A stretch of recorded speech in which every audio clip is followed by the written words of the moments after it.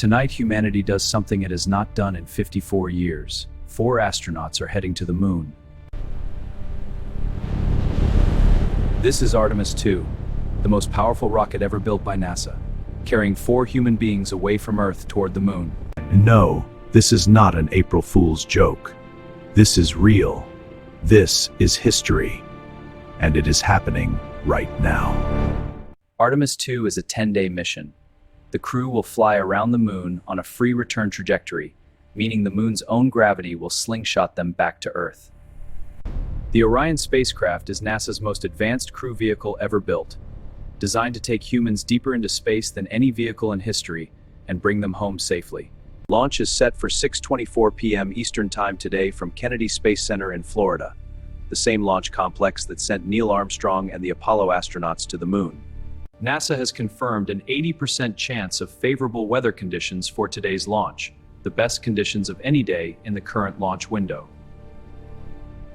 If today's launch is successful, the crew will splash down in the Pacific Ocean on April 10th, completing the most significant human spaceflight mission since Apollo 17 in 1972.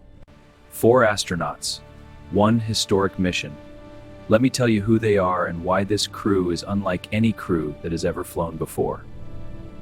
Commander Reid Wiseman, a former U.S. Navy test pilot and veteran astronaut. He will become the oldest person in history to leave low Earth orbit, making history simply by being on board. Pilot Victor Glover, a Navy combat pilot and veteran of the International Space Station. Today, he becomes the first person of color in history to travel beyond Earth's orbit. Mission Specialist Christina Koch, a veteran of the longest single spaceflight ever completed by a woman. Today, she becomes the first woman in history to travel beyond Earth's orbit toward the moon. Mission Specialist Jeremy Hansen, a Canadian Space Agency astronaut. Today, he becomes the first non-American citizen in history to travel beyond Earth's orbit and reach the vicinity of the moon. 4 people, 4 historic firsts, 1 mission. Commander Wiseman said it best, "Hey, let us go to the moon." The Space Launch System, or SLS, stands 322 feet tall. It is the most powerful rocket ever built by NASA that took the Apollo astronauts to the moon. At liftoff, the SLS produces 8.8 million pounds of thrust, enough force to accelerate the rocket from 0 to 17,500 miles per hour in just 8 minutes. Inside the Orion capsule, the 4 astronauts will live and work for 10 days in a space roughly the size of a minivan, fitted with life support systems being tested with humans for the very first time. When the crew returns to Earth on April 10th, the Orion heat shield will endure temperatures as high as 5,000 degrees Fahrenheit. The astronauts inside will be protected by just a few inches of material. NASA has also placed a special payload on board called Avatar, artificial tissue that mimics human organs to study how deep space radiation affects the human body. This data will be critical for future missions to Mars.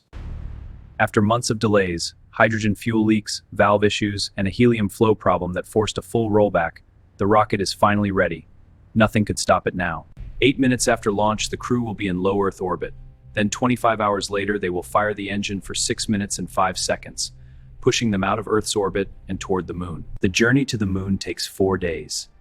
4 days of floating in deep space, further and further from Earth, with nothing but the void of space around them. On day 4, the crew will reach the moon, flying around it on a free return trajectory at a maximum distance of 252,000 miles from Earth, further than any human has ever been. Unlike the Apollo missions which orbited the moon, Artemis II will not enter lunar orbit. Instead, the crew will fly around it, the moon's gravity pulling the spacecraft on a natural arc back toward Earth. The crew will spend 1 full day observing the far side of the moon, the side that parts of this terrain have never been observed by human eyes, not even with the most powerful telescopes. And then the most powerful moment. From the far side of the moon, the crew will look back and see Earth, a tiny blue dot hanging in the black void of space, completely alone. The last time humans left Earth's orbit was December 1972, Apollo 17. 3 men, the last footprints on the moon. Then nothing. Today that changes. Victor Glover becomes the first person of color to travel beyond Earth's orbit, a moment that 50 years ago would have been unimaginable. Christina Koch becomes the first woman in history to travel beyond Earth's orbit. In the entire history of human spaceflight, no woman has ever gone this far. Until today. Jeremy Hansen becomes the first non-American citizen to travel beyond Earth's orbit. Canada has contributed to spaceflight for decades. Today they reach the moon. Reed Wiseman becomes the oldest person in history to leave low Earth orbit, and the Artemis II crew as a whole will travel further from Earth than any humans in history, breaking the record set by Apollo 13. 4 historic firsts on one single mission. This crew was not assembled by accident. NASA made a very deliberate decision about who would make this journey. Everyone on Earth knows this side of the moon, the near side, the face that always points toward Earth, but the far side is completely different and almost completely unknown to human eyes.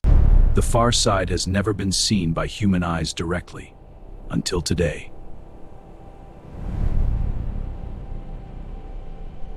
The crew has spent months choreographing exactly how they will document what they see, who holds the cameras, who records audio, who makes the scientific observations. Every second counts. NASA has noted that if the launch happens today, the crew will fly through a lunar eclipse during their flyby, potentially limiting some video coverage but creating one of the most visually spectacular moments in spaceflight history. Artemis II is not the final destination. It is step 2 of a much bigger plan. NASA has already announced plans to build a permanent lunar base on the surface of the moon. The next mission, Artemis III, will actually land on the moon.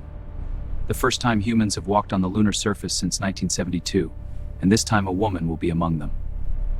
And beyond the moon, Mars. NASA's long-term goal is to send humans to Mars. Every mission in the Artemis program builds the knowledge, technology, and confidence needed for that journey. The Avatar tissue payload on board Artemis II will help scientists understand how deep space radiation damages human organs, data that is absolutely critical before sending humans on a 6-month journey to Mars. There's another reason this mission is urgent.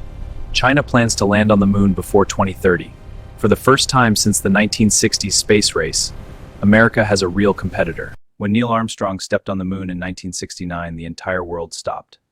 People who had never cared about space were glued to their televisions. It was the most watched moment in human history. Tonight, a new generation of children will look up at the sky and see a rocket heading to the moon, and some of them will decide in that moment that they want to be astronauts. That is what moments like this do to a generation. Every time we go to space and look back at Earth, something changes.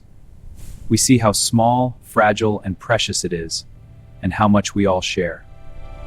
Space exploration has given humanity GPS, weather satellites, water purification technology, memory foam, scratch-resistant lenses, and hundreds of other technologies we use every single day. The next chapter will give us even more. Right now, 4 human beings are heading toward that moon. They left Earth today, on April 1st, 2026, and they will come back on April 10th, having done something no human has done in over half a century.